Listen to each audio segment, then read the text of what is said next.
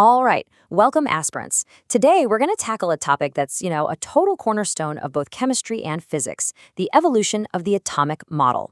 Seriously, getting this progression down is absolutely crucial for your IIT JE and NEET exams, so let's work together and build a really solid foundation. So let's kick things off with a question that scientists have been puzzling over for centuries. Any answer? Well, it's not just one single picture. It's really a story of one incredible breakthrough after another. Let's trace that story and see how our picture of the atom got sharper and sharper over time. Okay, let's dive right in. Our journey is going to start way back in the 19th century with the very first attempts to, draw a scientific picture of the atom. Now, these early models, they were super simple, but for their time, they were completely revolutionary. First up, let's travel back to 1803 and meet chemist John Dalton. His idea was so simple, but wow, was it powerful. He basically imagined the atom as this tiny, solid, indivisible sphere. Think of it like a billiard ball. That's it. No protons, no neutrons, no electrons. Just one fundamental, unbreakable little particle. So here are the core ideas from his theory, and these really became the bedrock of modern chemistry. He said that all atoms of a particular element are totally identical and that they combine in these simple whole number ratios to make compounds. And you know what? This explained the laws of chemical combination perfectly. But as science always does, it moved forward. And Dalton's simple model, well, it hit a major wall. It just had no way to explain the existence of even smaller, subatomic particles that scientists were starting to find. This little problem, it totally set the stage for the next big leap forward. And that next leap, it came in 1897 from the physicist J.J. Thomson. See, he discovered the negatively charged electron, and that discovery just completely shattered the idea of an indivisible atom. So to explain this new reality, he came up with his famous plum pudding model. Now, the key breakthrough here, and this is a big deal, is the idea of an internal structure. For the very first time, the atom wasn't just a solid ball. Thomson pictured it as a sphere of just, uniform positive charge, with these negatively charged electrons scattered all through it, kind of like raisins in a pudding. That way, the whole thing was electrically neutral. So yeah, Thomson correctly put the electron into the picture, but his model's big weakness, its fatal flaw really, was this idea of a spread-out, diffuse positive charge. It just couldn't explain the results from some new experiments that were literally just around the corner.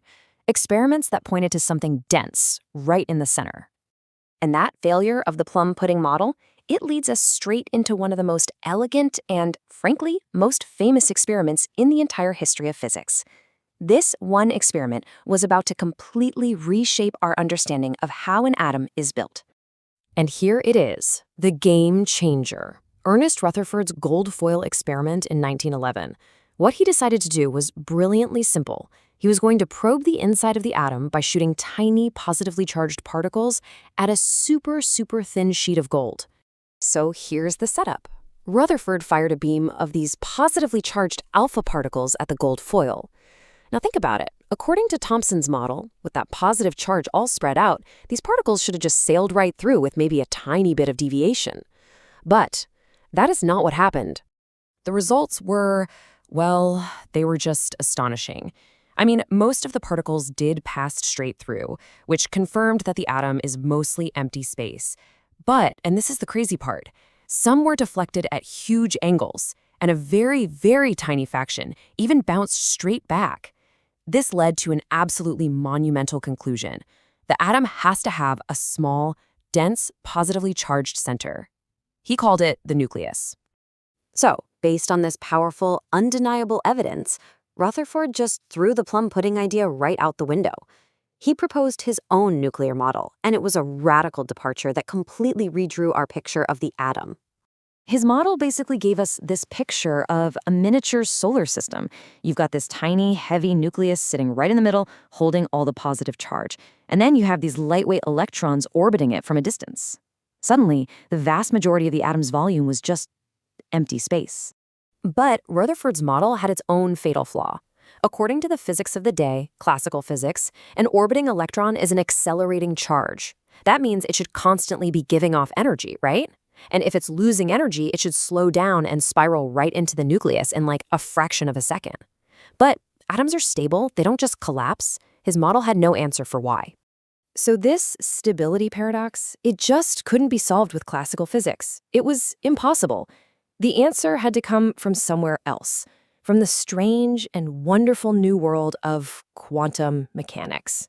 So in 1913, along comes the physicist Niels Bohr. He took Rutherford's solar system model and added this radical quantum twist. He proposed that electrons couldn't just orbit anywhere they wanted. No, he said they could only exist in specific, fixed orbits, or what he called energy levels. Okay, now this is a super high-yield point for your exams, so listen up. Bohr said that as long as an electron stays in one of these special orbits, it doesn't radiate any energy. It's stable. He said energy is quantized. It only comes in these discrete packets.